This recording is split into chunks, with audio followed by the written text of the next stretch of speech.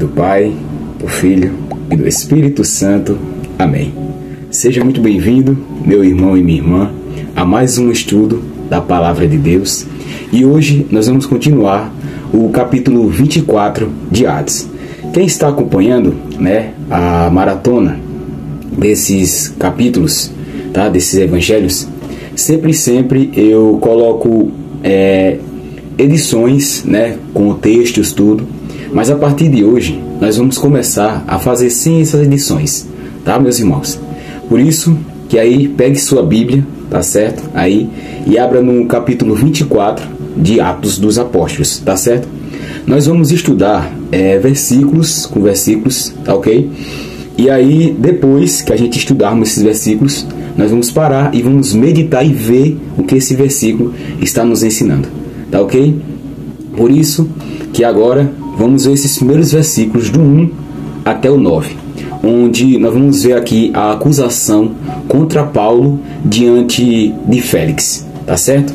Vamos ler, depois a gente vamos estudarmos, Vamos lá, do versículo do 1 até o 9, que diz o seguinte: 5 dias depois, o grande sacerdote Ananias foi até Cesareia com alguns líderes do povo e com um advogado chamado Tértulo.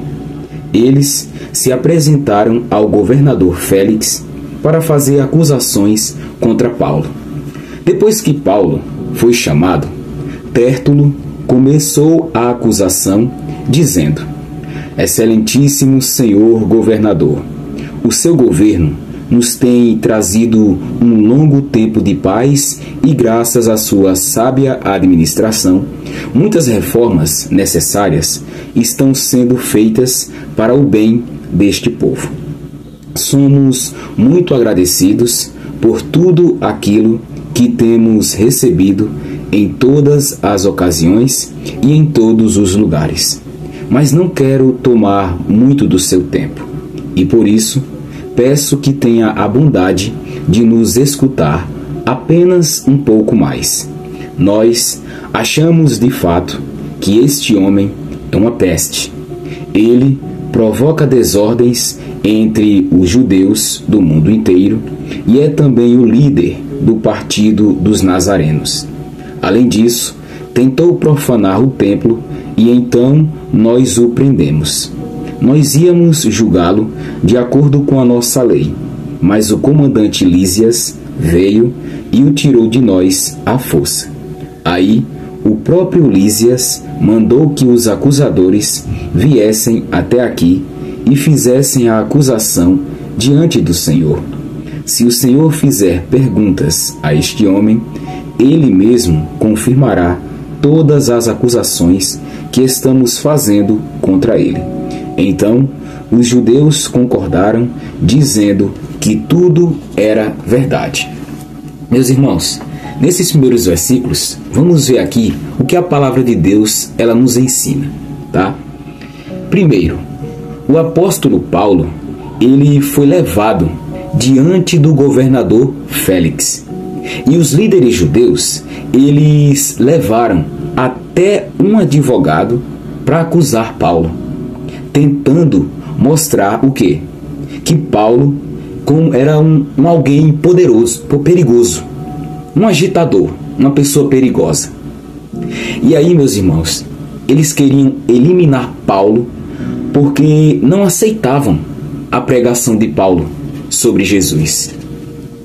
E aí, meus irmãos, para a nossa realidade, esses primeiros versículos aqui, o que a palavra de Deus ela nos ensina para a nossa realidade?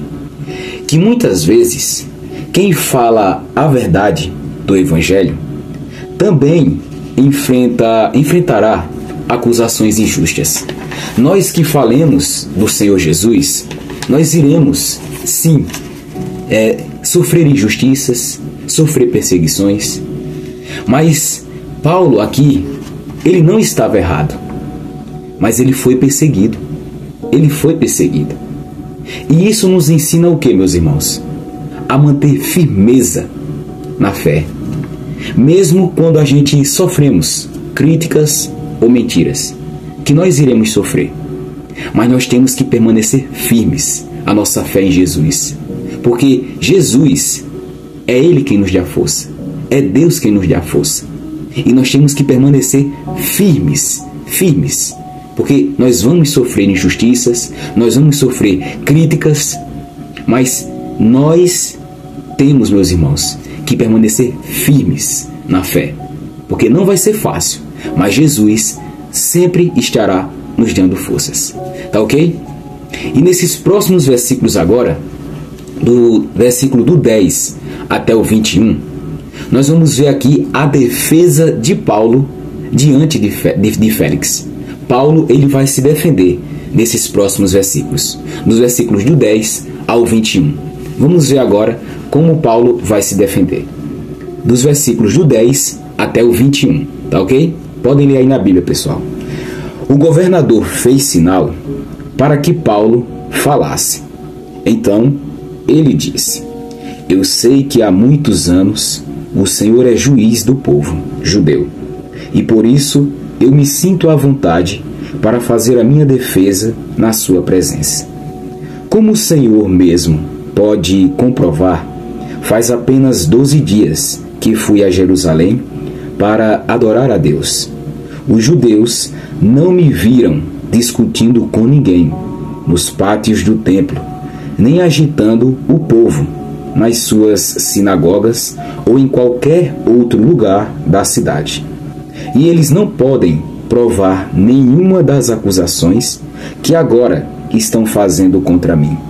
Porém, uma coisa confesso ao Senhor: eu sigo o caminho que os judeus dizem ser falso, mas é desse modo que sirvo ao Deus dos nossos antepassados. Creio em tudo o que está escrito na lei de Moisés e nos livros dos profetas. Eu e os meus acusadores temos esta mesma esperança em Deus. Todos vão ressuscitar, tanto os bons como os maus. Por isso, faço tudo para sempre ter a consciência limpa diante de Deus e das pessoas. E Paulo continuou: depois de ter ficado fora de Jerusalém durante alguns anos, voltei para lá a fim de levar algum dinheiro para o meu próprio povo e para oferecer sacrifícios. Quando estava fazendo isso, depois de eu ter acabado a cerimônia de purificação, alguns judeus me encontraram na área do templo. Não havia muita gente comigo, nem desordem. Porém, alguns judeus da província da Ásia estavam lá. São eles que devem se apresentar diante do Senhor e fazer as acusações, se é que tem alguma coisa contra mim. Ou então, que estes homens que estão aqui digam se, quando eu estive diante do Conselho Superior, eles me acharam culpado de qualquer crime. Quando estava de pé diante deles, eu apenas disse em voz alta: hoje estou sendo julgado por vocês, porque creio que os mortos vão ressuscitar. Meus irmãos, essa defesa de Paulo aqui, vamos entender essa defesa de Paulo. O que a palavra de Deus ela nos ensina? Vamos ver. Paulo aqui, meus irmãos, nós percebemos que Paulo ele não ficou com medo. Paulo não ficou com medo. Paulo ele explicou que não era um criminoso, de maneira nenhuma, mas sim alguém que cria na promessa de Deus. Quer dizer, que crê na promessa de Deus, que é o quê? A ressurreição.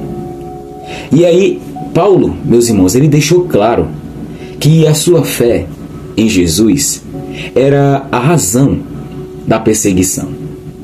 Os líderes judeus, eles estavam perseguindo Paulo, por quê? Porque Paulo tinha fé em Jesus, tinha fé, crê na ressurreição. E aí por isso que os líderes judeus perseguiam Paulo. Mas sobre essa defesa aqui, essa palavra de Deus, de Paulo, o que Deus ele nos ensina para a nossa realidade hoje? Quando nós somos questionados, meus irmãos, que vamos ser questionados pela nossa fé, precisamos responder com clareza. Com clareza. e também coragem, assim como Paulo fez. Nós temos sim que responder, mas responder sabiamente, com clareza e com coragem, porque Deus, Ele nos deu um espírito de coragem, e nós temos que ser assim como Paulo. Temos que responder sim, mas sabiamente, assim, com clareza e coragem. E a nossa vida, meus irmãos, hoje, nossa vida deve testemunhar que acreditamos na ressurreição e na vida eterna. Porque se nós que cremos em Jesus, nós não testemunharmos isso para as outras pessoas, para o mundo, que acreditamos verdadeiramente, a nossa vida deve ser assim. Testemunhar que acreditamos na ressurreição e na vida eterna. Porque se nós não testemunharmos, não acreditarmos, que cristãos seremos nós? Será uma fé vazia. Por isso que nossa vida deve testemunhar nossa fé em Jesus, que acreditamos na ressurreição. Tá certo, meus irmãos? Temos que ser assim, como Paulo. Termos coragem e falar com clareza, sabiamente. Tá ok? Nesses próximos versículos agora, meus irmãos, vamos ver aqui que Félix, ele vai adiar a decisão, dos versículos de 22 ao 27. Vamos ver aí, 22 ao 27. Então Félix, que estava bem informado a respeito do caminho, deixou a questão para depois, dizendo a eles: quando o comandante Lísias chegar, eu resolverei o caso de vocês. Ele mandou que o oficial pusesse um guarda para tomar conta de Paulo e ordenou que lhe dessem alguma liberdade e licença para receber a ajuda dos amigos. Alguns dias mais tarde, Félix veio com Drusila, a sua esposa, que era judia. Mandou chamar Paulo e o ouvia falar a respeito da fé em Cristo Jesus. Mas, quando Paulo começou a falar sobre uma vida correta, o domínio próprio e o dia do juízo final, Félix ficou com medo e disse: agora pode ir. Quando eu puder, chamarei você de novo. Além disso, Félix, ele esperava que Paulo lhe desse algum dinheiro. Por isso, o chamava muitas vezes e conversava com ele. 2 anos depois, Pórcio Festo ficou no lugar de Félix como governador. Félix queria agradar os judeus. Por isso, ao sair, deixou Paulo na prisão. Meus irmãos, nesses últimos versículos desse capítulo, onde Félix ele adia a decisão, vamos entender aqui que o governador Félix ele já conhecia algo sobre Jesus. Só que aí ele não tomou uma decisão firme, de maneira nenhuma. Ele sabia, ele conhecia algo sobre nosso Mestre, nosso Salvador. Só que ele não tomou uma decisão firme. Ele ficava em dúvida. Por isso que ele não tinha tomado uma decisão firme. E até por si só, ele até gostava de ouvir Paulo. Félix gostava de ouvir Paulo. Mas também ele tinha interesses errados, como a gente vemos aqui. Ele tinha interesses errados. Por quê? Ele esperava ser subordinado. Suborno. Esperava suborno. Ele era interessado, meus irmãos. Félix, ele gostava sim de ouvir Paulo, mas era interesseiro. Era uma pessoa interesseira, não estava ali completamente de coração aberto. Ele ia sim, mas era por interesse. E aí Paulo, meus irmãos, ele ficou preso por 2 anos. 2 anos Paulo ficou preso, esperando justiça. Até que Félix, ele foi substituído por outro governador. E essa parte aqui, meus irmãos, esses últimos versículos, o que essa palavra de Deus nos ensina? Esses últimos versículos aqui, sobre Félix adiar a decisão de falar sobre Paulo. O que essa palavra nos ensina para a nossa realidade hoje? Que muitas pessoas hoje, meus irmãos, conhecem Jesus. Muitas pessoas conhecem Jesus. Só que as pessoas elas não tomam uma decisão verdadeira. Não tomam de abraçar Jesus, de aceitar Jesus. Essas pessoas não tomam uma decisão firme. E aí elas adiam, ficam adiando. Por isso que a indecisão hoje pode, meus irmãos, nos afastar da decisão, da salvação. A indecisão, a gente ficar em dúvida se sim ou se não, afasta a gente da salvação. Porque só Jesus é que traz a salvação para a gente. Sem Ele nós não temos salvação. Por isso que o tempo é hoje. O tempo de aceitar, meus irmãos, Jesus é hoje, não é amanhã. Não podemos deixar para depois. Por quê? O depois não pode vir. E aí, meus irmãos, essa parte aqui, esses últimos versículos, nos ensina isso. Para a gente aceitar Jesus hoje. O tempo é hoje, não é amanhã. Não adie o seu chamado. Se Jesus, se nosso Deus Todo-Poderoso, Ele lhe chama, aceite. O tempo é hoje, não depois, meus irmãos. Tá ok? E nesse capítulo 24, vamos aprender aqui o quê? Paulo, ele foi acusado injustamente, mas permaneceu firme na caminhada, né? Porque independentemente das tribulações, tudo, Paulo, ele permanece firme.